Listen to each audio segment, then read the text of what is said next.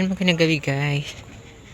So papunta ako ng practice namin kasi ngayon we're going to my classmate. Asa na kaya yung aking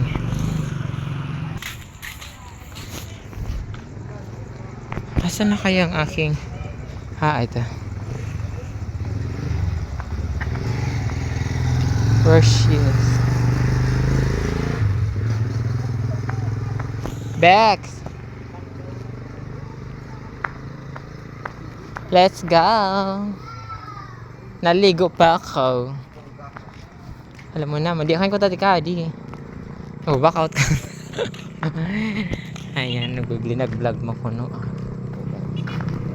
Ayun mga kahagar, magandang gabi ulit. So, ayun na nga.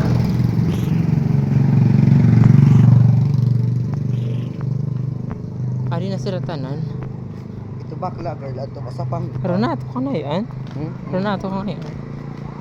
Same lakit. My father's Renato.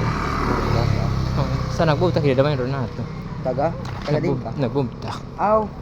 Kila ay ginadamay kasi yan ang taga akin nga taga nagbubta ate. Ang ito family mga Renato Baluyot.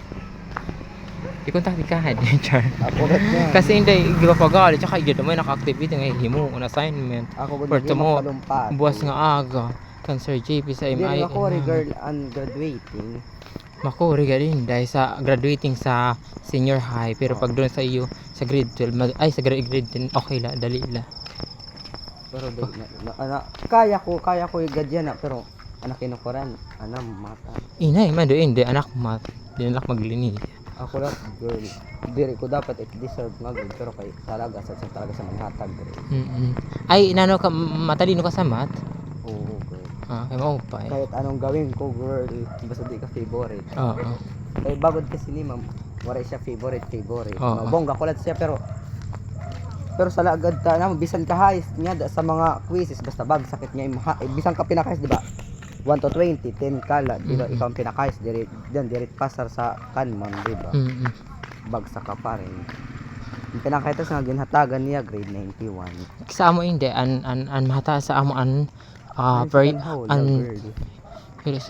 hata sa ang periodical tapos an task performance task ito na hata sa amo kaya kailangan pag kuang ka senior high dire nag-defense ka na nakatry ka na waray pa hindi kasi sa siguro sa grade 12 pa ito kuang pa ito na amo pala mga reporting yan mga grade 11 natin nagkukuha niya na